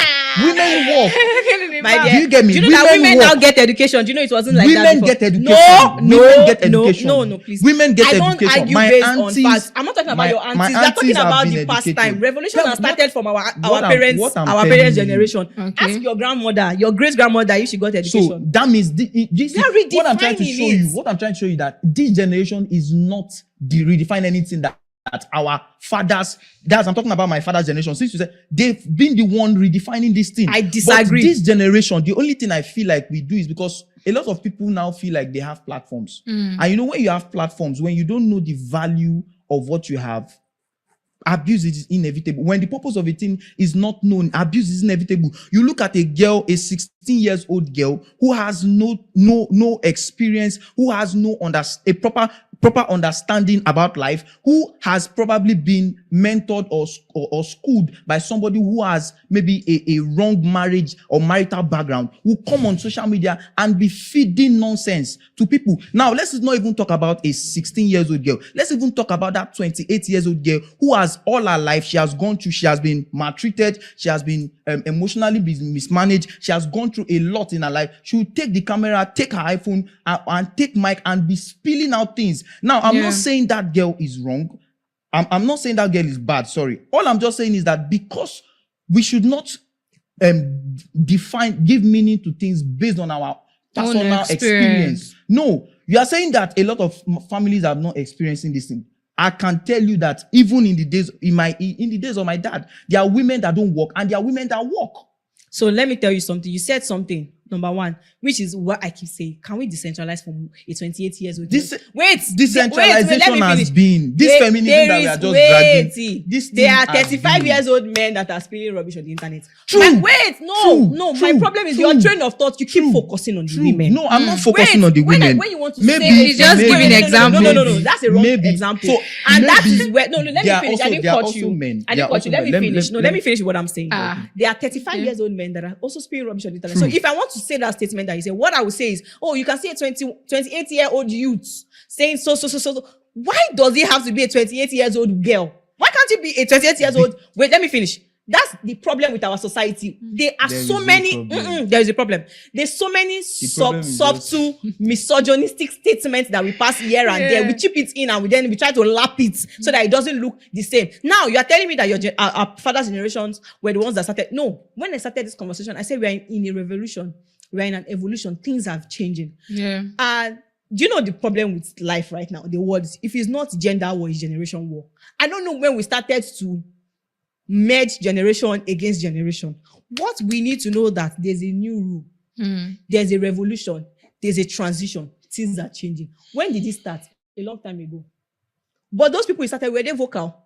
No, I think our generation is more vocal. No, they were vocal. Just that social media amplified a lot of voices. See, these people are. I feel like they are more. So when this generation was more vocal than we are more vocal. We are more vocal. We are not more vocal. Why do you say they are not? We are not more vocal because the only reason why it seemed as though we were more vocal was because of social media was introduced, and social media gave a lot of people platforms who did not have the platform to speak. You have a great point. You have a great point. Because our fathers have been spilling out this, even on national TV. If you trace back to national TV's podcasts like this, there were men who. Our fathers even went as far as creating foundations for women. See, they are more creating vocal. Foundations for men. Wait. It's not only about social media being a leveler of. I understand that, yes, social media has amplified so many voices. But I truly believe we are more vocal. Because why? We are just being more inexperienced and sometimes let me more explain. insensitive. Most of the time, our parents were very inexperienced. Nobody knew exactly what they were doing. Everybody was still going out. Same thing. We know. So I don't know why people shame people about certain things that has always been. People figure it out. Nobody has done life before. We are all just doing life right now. I believe we are more vocal because in this generation, we have more people that are confident in their skin, people that are confident. And yes, it came from social media, but minus social media, it came from exposure. Now, you spoke about Nollywood and Hollywood. There are so many things that our mind now sees. I was like, okay, this is not okay. This is what we are used to, but this shouldn't be what it should have been because we have now exposed our mind. Our parents were able to fund some certain educations that made us to relate with people, that changed the way we think, changed our thought process. Because to have a good education is an head start. Apostle was saying something, say you might never meet up with somebody that has a good start in life. And it's true, because your mind is exposed to a lot. So our mothers were not vocal. They talked within themselves. Okay. Not all of them were confident. Now, there's a number of them that were confident enough to talk, but not all of them. There were few of them that could come outside. And those ones that could come outside to say that were even shamed by society for it. So yes, they worked for us to fly. But I'm saying right now that right now, there's now a much more vocal, there's now a much more audience that wants to listen to what you're saying, that agrees with what you're saying. But then when they were saying these things, it sounded strange because when you are bringing something new, something that is a change that people are not used to, obviously they revolt against it. So our mothers that were able to talk about it, the others were able to just discuss it among themselves or transfer the anger and frustration that they felt on their children. So instead of vocalizing like, oh, I think I want more. I think I have a plan. Oh, this is what I wanted to do with my life. I have a dream and all of that. Their mothers told them that you just have to raise children. Somebody has to stay at home and it has to be you. Do you get what I'm saying? So they were not able to talk out of fear of stigmatization, out of fear of being shut down. But now, nobody cares. Because if you drag me today, in the next 24 hours, 72 hours, you are going to drag somebody else. Yeah. But I've said my mind. I've said my opinion. You agree, you don't agree, no problem. But the more people come on this topic, so we are saying what I'm fighting for and what I've been saying from the beginning of this is there should be a balance. Let us be a leveling ground. Let's decentralize from women.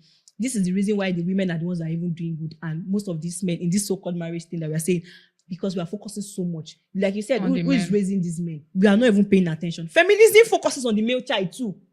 That's what people don't know. We are saying there's a balance, meaning I respect you enough to say I deserve this and to say that you deserve that. Feminism is saying that I don't demean you, you don't demean me. I don't bring you down, you don't bring me down. So if you look at it, it is for the benefit of both. But now we now have misandrist and misogyny that is now trying to change the narrative of what feminism should have been about. So balance. Decentralize from women, leave women alone. Focus on everybody. So I would like to say that. Okay, Mr. I'd like to say that women. I think women they've not sat down to know their power. This generation women. They've not sat down to know their power. Hope you know that men go through wars. Than women. Not than women. Men, I mean, not than women. I'm not comparing. I'm not bringing it to comparison. I'm just saying men also go through wars. What? That like they what? never. You know this matter of like this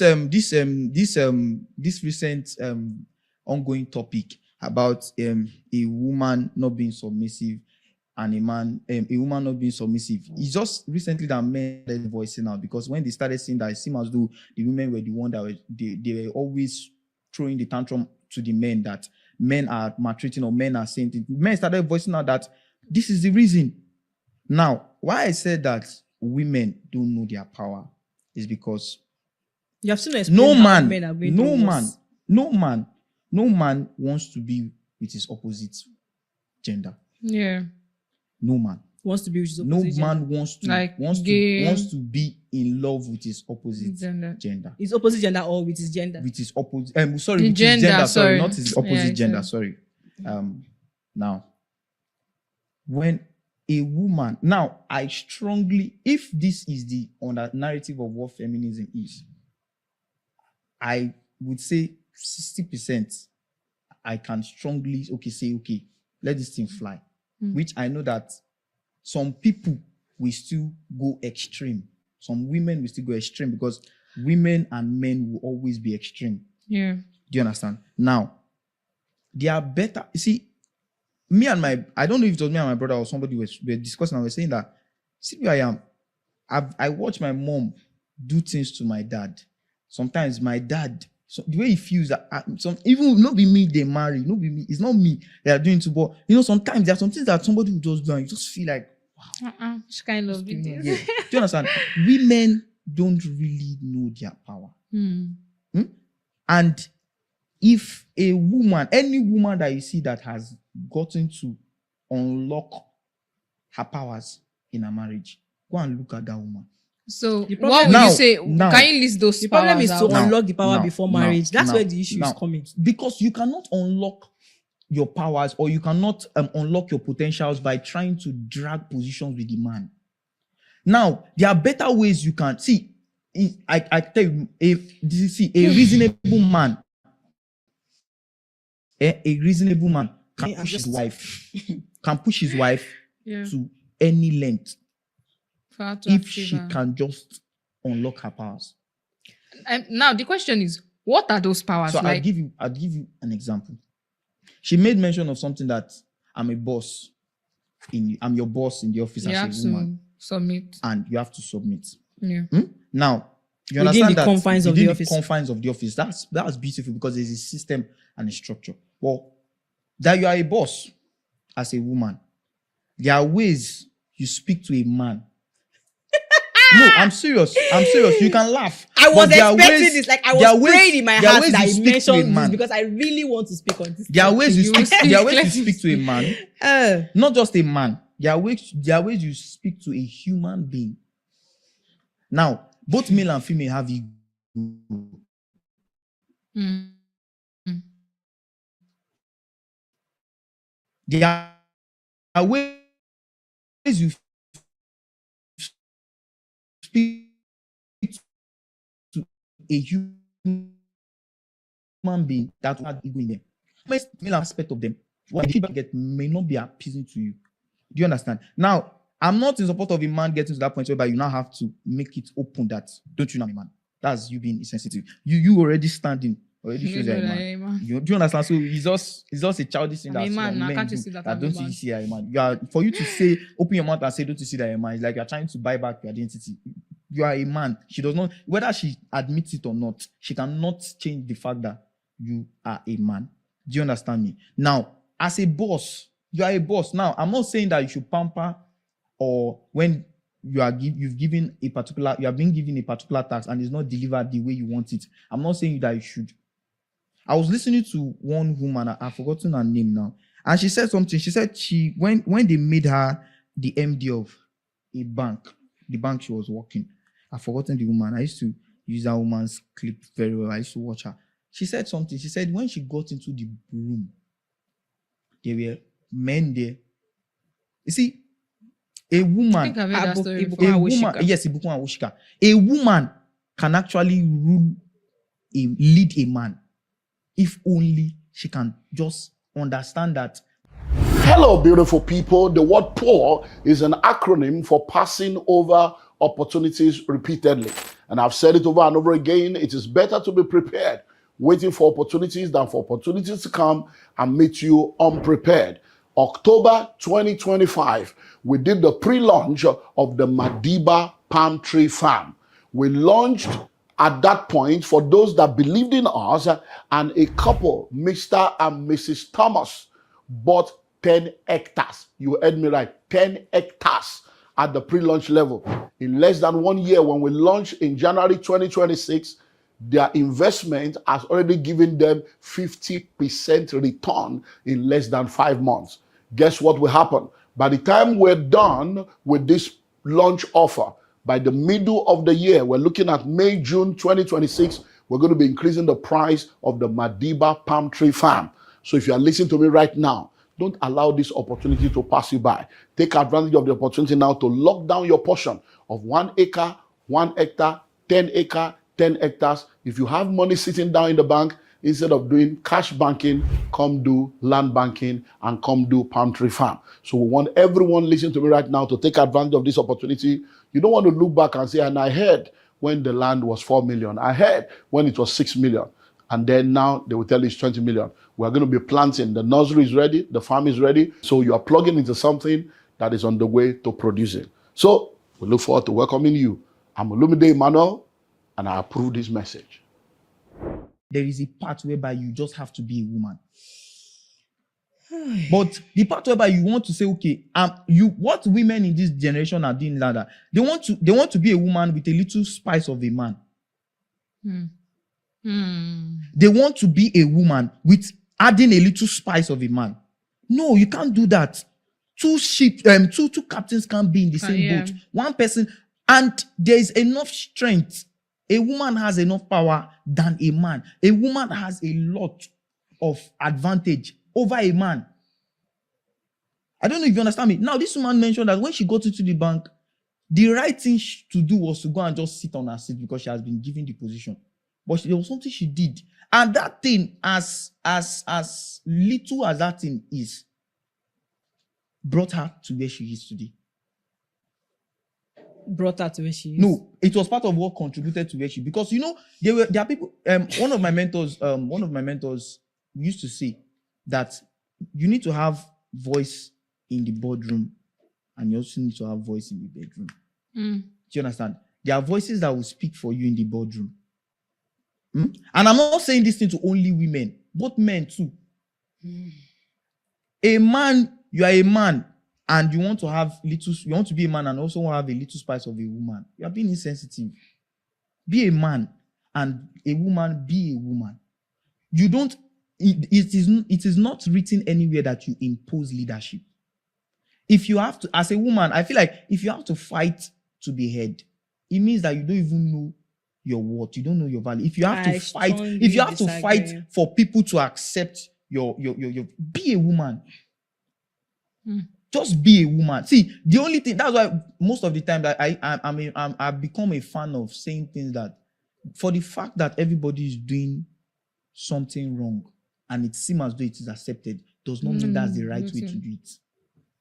Everybody, every woman can be fighting. I'm a feminist, equal rights, equal this. You see, a man knows that he's a man. A man knows one thing, if I don't know anything about being a man, all my years of being a guy, is that I know that, in fact, one of the people that can identify their weakness is fast. They may not be able to act, but you see, one of the people that can know that, say, this thing are my weakness, or this thing I'm weak at this area, is a man. And a reasonable man can go extra mile for a woman when he finds out that this woman wants to actually bring out the best. Both in the home, both in the organization, both in himself, both in anything, he will go extra mile for that man. And I'm not trying to encourage, I'm not trying to maybe side the men. Also, a woman will also go extra mile for a man who is ready to bring out the best in her. My dad used to tell us something when we were growing up. I say, any woman that comes into your life, make sure she does not live the same way she meets you. You don't leave her. She does not live without you transforming her life positively. My dad used to use that word, positively. My dad would do something to his wife and would be like, see your mom, see the way how happy she is. That's how you should make your sisters be. So I want to hear from Precious. Do you understand me? There is no. It's like you want to just attack. No, what do you have to say? I'm not attacking him. I'm attacking a train of thoughts because I feel like it's a train of thought that almost everybody has, especially in Nigeria. And I will say this. I've been saying this from the beginning. Balance. Everybody wants to be seen. Everybody wants to be heard. And everybody wants to, or they deserve to be seen. Everybody deserves to be seen and heard. Everybody wants to be seen. Everybody wants to be heard. Everybody wants to be understood. I use the word once because I'm going somewhere. And when they feel that is being threatened, it makes people defensive. So one of the things I've tried to understand in life now is that a lot of people react based on defense. And a lot of us in Nigeria are in a defense mode. And that's why we act the way that we did, based on perception, based on society. Now, there was a time he said men are going through worse. You can't say that. Why? Because women have been openly embarrassed, shamed for just being openly embarrassed. For just being a woman. And you need to go back in time, go back in years and see what women were actually doing. Wait. This is the no, problem. I'm going somewhere. Please don't interrupt me till I finish, no problem, explaining what I want to explain. Okay. There's a reason why, when I was speaking, I was saying, there's a flip side of women that are defensive and are now extreme and going against what they even want just to have one against society. If you go back in time, you see that there were times when women could not vote. There were times that basic education, women could not get it. There was a time where women were married at very young. Up to now, there are still places where women are married at 13, 12. They don't even know themselves. Up till now, there are still some places that still treat women as less of society. They are the minority. They don't have a say. Yeah. Now, I'm coming from a woman's perspective, an extreme woman perspective, a defensive woman perspective. Because of those things that have happened, out of fear, silent fear, that if I don't speak up, this will be my reality too. I have to defend myself, even if the society is no longer like that. Like, there's a tendency for these men to look at me the same way. So I'm defensive. Do you understand? And then there's the men that feels, these women are now threatening our masculinity. They are now defensive in the sense that this way this woman is going, she's too vocal, she's too bold, she's too loud. It's beginning to threaten my masculinity, because this is not what we know women to be. Men are the ones that should be doing that. Because even in society, they tell women, don't be too loud, don't laugh too much, don't dress a certain way, don't be too this, be quiet, be calm, be womanly, be all those things that don't concern me. I can be anything. Blings and Strands, the brand I own, that is hair and jewelry, was our core value. Our tagline is redefining feminine confidence. In the sense that today I can decide that I want to be an elegant woman. Tomorrow I can decide the streets I want to do. Next tomorrow I can decide I want to be casual. You cannot box me. I'm a woman and I have several layers to myself. I can wake up today and say I want to dress loud, I want to dress calm. You have no right to tell me what I should be because I should be a lady. You cannot restrict me. That is me saying, oh, we are redefining what confidence is. Confidence is not only when a woman wears a long dress and she sits like this and she's calm and she's gentle and she counts her words. There are women that are loud. They were created like that. Yeah. It doesn't make them less of a woman. And there are women that are straightforward in the sense that, in fashion sense. It doesn't make them less of a woman. So what I'm saying is that society has now, the man is now defensive, that his masculinity is being threatened. The woman is defensive out of fear that she'll be taken back to where she was before. Now, where is the issue now? Now, these are two extremists coming together and are working in a place. A woman is your boss. You say a woman do not have to struggle to be your boss. I disagree. A woman actually have to struggle for her to hold a boss. Go and meet all women that are... Everybody struggles. Wait, no, please. This conversation is about women. Everybody. Go and meet every woman that is in leadership position. Sit down one-on-one with them and they'll tell you what they've had to face, especially if their subordinates were men. They will tell you the number of times society, mentors have told them to keep quiet for peace to reign. And if it was a man, it will not be the same thing. And women struggle because the society don't even think they deserve it. And these are real life scenarios. I have experienced some of these things. Now, there are some times where my approach might have been wrong, but there are some major times where a man literally makes you feel small. One, especially if you're a single lady, you are young. Oh my God, if you are young and unmarried, you are done for. You are finished. I think I've read stories especially of people if like the that. man is now married, you are finished. I'm telling you about issues that I've had to face. I'm talking of, I was in leadership at the age of 22, 21, 23. And I literally was dumbfounded at some things that I saw. You hear men confidently telling you that she's a single girl now. She's not married. You can't talk to me. You are my wife at home. There's a reason why I'm here and your wife is at home. I don't care. I'm here. Your wife is at home. It's not my business. If I am here and I've asked you to do a certain kind of thing, if it was a man, my issue is not that, oh, she spoke a certain way. If a man asked you to do the same thing that woman is asking you to do, you would not have a problem with it. But you are threatened and your manly ego is threatened because it's a woman. So now you're telling me that because she spoke a certain way, your ego came out. But if it's a man that spoke to you, why is your ego not fighting it? Now, I'm not talking about extreme. I'm talking about normal, regular, I'm a boss, I give you jobs to do. This is what you should do. Not that I spoke to you in a certain kind of way. Even if you want to go into this, spoken to you in a certain kind of way, do you know how many men speak to their subordinates that are women in certain ways?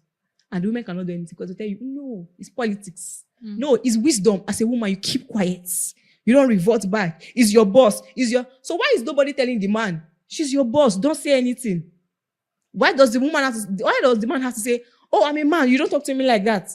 That is where the imbalance is. So it is unfair to come and say that women are not struggling because women are struggling. I literally had to meet women.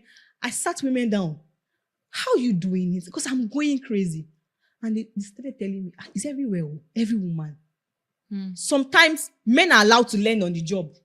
You're a man and you're allowed to learn your emotional intelligence on the job. You're allowed to learn your emotional regulation on the job. Meaning you can come today and speak to somebody anyhow and get away with it and everybody say, wait, I'm finished. Because he's a man and you learn it on the job. Now, is it wrong? That is wrong. But I'm just saying, let's even now go to that side about something that is wrong. You're allowed to learn it on the job. But a woman cannot learn it on the job. Because if she does that, what they'll say is that's how she should do at home. That's how she treats her husband at home. Or that's why she's not married. And nobody will marry you. These are real life issues. Okay, so you said something about as a woman, I can dress how I want to dress. I can decide to dress street. I can decide to dress like a confident woman and all. Take for example, because you said that thing now made me remember the question. Dressing. Yeah, like made me because I wrote a question down in my book, I think on Sunday, and the question just came and just said something like that. Let's say for instance, you get married and you want to dress this kind of way, and your husband says you can't dress like this, not even indecent. Let me just put like general, like maybe you don't, let me use Ote dressing that they say, okay. And your husband tells you that he doesn't like it. Yes, so another opportunity has come for you to be a landowner in Abuja. C of O, checked. R of O, checked. Approved layout, checked. Register survey, checked. Development, checked.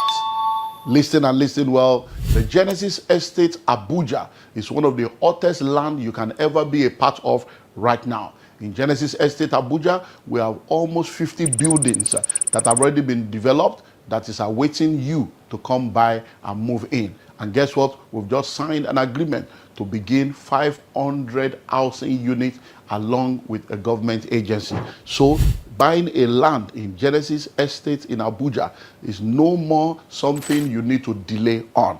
Genesis Estate is located behind Bingham University on the Yanya Kefi Express Road in Outer Balefi. All documents are intact, and with just 20 million naira, yes, you heard me right, with 20 million naira, you can own a plot of land within Genesis Estate.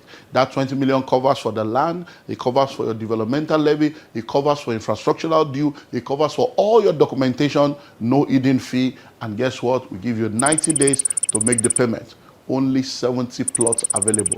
Rush now and grab it. I'll see you in the new location.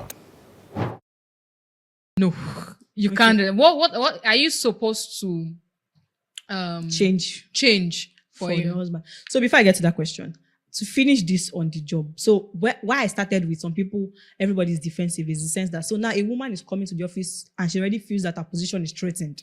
Even if the position is not threatened, she already has the mental notes that is threatened because of maybe things she has seen or how she has been treated. Then the man is coming to the office and thinking his masculinity is being threatened. So two threatened people join together, there's an explosion. So that's why I said there's a need for education and balance. So if the woman can know that, you know what, I'm the boss, I'm a woman, I don't need to, my leadership is not being threatened by what this man says. Whatever this man says is a proof of who he is, not a proof of where I am. And the man is also come to say, whatever this woman asks me to do is a proof of the position she's holding, not a proof of my masculinity. We would have easier, seamless workflow in the office space. We're not going to be having women that feels that we're not going to be having men that say, I'm a man. So you can't come and tell me there's a way you talk to a man. No, there's a way a human being talks to a human being. Personally, I lead people. And the worst thing you can tell me as your leader is to say, I'm a man. This is how you talk to me. Red flag. See, mental note I've off you. But if you're coming to say, I felt disrespected by what you said, I feel everybody should be accorded some sort of respect, I understand. Perfect, brilliant. But you're coming to me and you're saying, as a man, I feel like you're supposed to be giving me this. Zero. Because now you have carried it only to a particular set of people. Respect is not gender-based. Respect is for everybody. Everybody, for all humans. So you guys are here. Sorry. Respect is for everybody. So respect is for everybody. So that's to me. So, yes, a woman at home is submissive to her husband. A woman in the office is not your wife. She's your boss. She's your subordinate. She's not your wife. She's your subordinate. Treat her the way. A man at work is not your husband.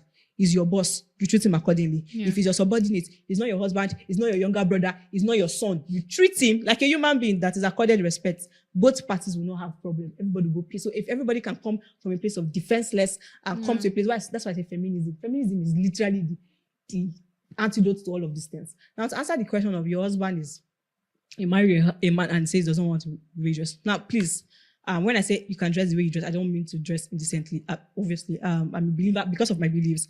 I mean that you can. I feel fashion is expression. I express through fashion. If you see me come out of my house in the morning, how I dress is actually how I feel or the statement I want to make. So some people will come and say, they saw me wearing a suit today. And tomorrow they'll see me wearing baggy jeans, big shirt, a corset on the shirts with because that's what I feel like today. So I like to explore and I like to express through fashion. So I don't know how you people marry each other. That during the dating process, the man do not see that you are an haute dresser and you have to wait till marriage. Now, if it's a situation where, that's why I don't know what people do in dating. When you are dating somebody, if only people can realize that your single time is the time to see the time you are single is not the time. You are not wasting your life. You are discovering yourself. You are finding your purpose. It helps you to be confident in the decision that you make because you are finding who you are. You are finding your person. So because you know who you are, you will not marry somebody that is not aligned to who you are. So that your friend that got married quick and you that you feel like you're wasting your time, your friend did not have enough time to discover herself like you are discovering yourself. Change the notes. I have something that says, if people are in my life or people live my life, it's a blessing to them. I don't think about it from a bad place. So if you're still in my life, you're blessed because God sees that you can actually handle everything that I'm going to be and I can handle what it is I'm going to, because I know who I am. Trust me. I know who I am and I know where I'm going to be. And then if you're no longer in my life, it's a blessing because God can already see that you don't have the capacity to hold what it is that I have to offer to the world. And He has already blessed you fast with your small thinking and He has removed you away. So you are blessed. Anyway, so if we are dating, were you not wearing clothes? Were you wearing pants? Is it that people do not And some go people out? can change now. They say people change. So I might just say, I want to start. I like the way this person is dressing. Maybe I want to start dressing like that. And I tell my husband, baby, I want to start dressing like this. My dear, if you have already married him, I'm sorry to tell you, but you're already married to him. And the scriptures already tell you the scriptures has already told you to submit. Yeah. I cannot speak on anything marriage. I used to say, when in marriage, you have entered. You saw the man. Because people think that there are decisions that people make in their life that are used to judge them. If you are a late person, you come late to fix a meeting and you are not there on time at the exact time that we say we should do. I personally believe that you're not a put together person. In the sense that people that come earlier, people that have taught you, sat down, you've thought about it, you have aligned your schedule. This time I'll wake up, I'll finish doing this, I'll be doing this. So I know that you're not somebody that I can do business with. You're not serious. To me. Okay. So there are little decisions that people take that make me to realize who you are. So recently, I was not told you that I used to say that words of affirmation was my love language. I'm not realizing it's actually acts of service because I've not realized that the way I feel seen is when somebody, I need help with this, and you quickly really do all these things. So when I see that you do all these little things for me, I know that when the big things come, you can do it. So you might not have a conversation on dressing, but have you people not seen somebody dress like that before? On the internet, you guys have not had any conversation or somebody passed by and you see is distaste in that dressing. On the same journey to becoming a better version of yourself. And we should be asking ourselves that kind of question. Do you get? So if I'm focusing on, it's from pain. Yeah. I think pain. most of the time I've heard that it's always like from pain because trauma, why would I have to give so much and you are not giving giving anything? anything? Do you understand? So me, I used to say it to one of my closest friends. I used to tell her, I say, that the way I was when we met 5 years ago is not the same way I am now. And I used to make sure I do that every year. I make sure I write down everything I do or have done for the year. And I pick out, okay, what did I finish? What did I not finish? Do you understand? And if I cannot do all these things for myself, having a vision, a dream, for myself every day that keeps me waking up, even though I'm tired, I keep doing things, even though I don't feel like doing it, I sleep late, stay up, and one person will just come and just say, you just keep telling me, I'm tired, and this, I'm a woman, there's no way. There's a point I have to tell her, I was like, you are giving me excuses. Why are you telling me there is a way a woman does things and there's a way a man does things? Who told you? A woman, there is no, when it has to do with destiny, there is no certain kind of way anything should be done. Do you understand? Just do what you have to do. Always show up. That's one of the biggest and the best advice I got 2025. Crown, show up. So you guys are hearing, always show up. Always show up to things. And I just want to say thank you for gracing us with your presence because I learned a lot from both of you, and it's very nice to hear from you guys' perspective. And I'm sure you guys enjoyed it. And if you enjoyed it, please, Biko, watch this episode. Watch other episodes because other episodes too were amazing. Thank you so much for joining us on this episode. A shout out to our sponsor, Common Sense TV Studio, who sponsored this episode for us to use their beautiful space. If you're looking for a place where you want to shoot your content, edit your videos, Common Sense TV Studio is the best place to be. You can reach them through all their social media platform at MyCSTV Global. Thank you once again. I still remain your host, Precious.